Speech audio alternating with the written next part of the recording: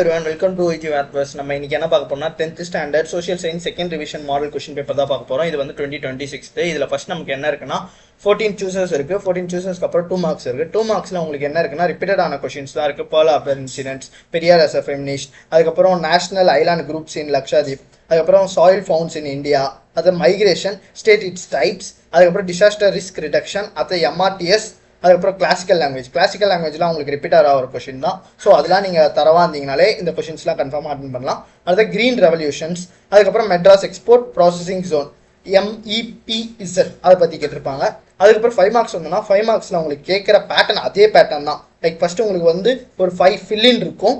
அதுக்கப்புறம் உங்களுக்கு வந்து டிஸ்டிங்விஷ் பிட்வீன் வந்து ஒரு புக் பேக் பின்னாடி இருக்கிற ஒரு 2-3 டிஸ்டிங்விஷ் பிட்வீன் தான் இருக்கும். நீங்கள் அதை தரவா இருந்தீங்கனாலே கன்ஃபார்மாக இதை அட்டன் பண்ணலாம். அதுக்கப்புறம் கிவ் ரீசனில் நீங்கள் உங்கள் ஓன் இதுவே எழுதலாம். அதாவது ரெயின் வாட்டர் ஹார்வெஸ்டிங்கில் என்னென்னலாம் நெசசரியாக இருக்கணும், எப்படிலாம் க்ளீனாக வச்சுருக்கணும், அதை பற்றி ஒரு 8 பாயிண்ட்ஸ் எழுதுனீங்கனாலே உங்களுக்கு வந்து மார்க்ஸ் கொடுத்துருவாங்க. நெக்ஸ்ட் வந்து இருக்கிறது பார்த்தீங்கன்னா நார்த்தன் மவுண்டன்ஸ் பற்றி இருக்குது. அதுக்கப்புறம் காவேரி ரிவர் பற்றி இருக்குது. அடுத்த water resources found in Tamil Nadu, functions of chief ministers, அதுக்கப்புறம் GST பற்றி, இந்த மாதிரி ரெகுலர் கொஷின்ஸ் தான் இருக்குது. புக் பேக்கில் இருக்கிறது தான்.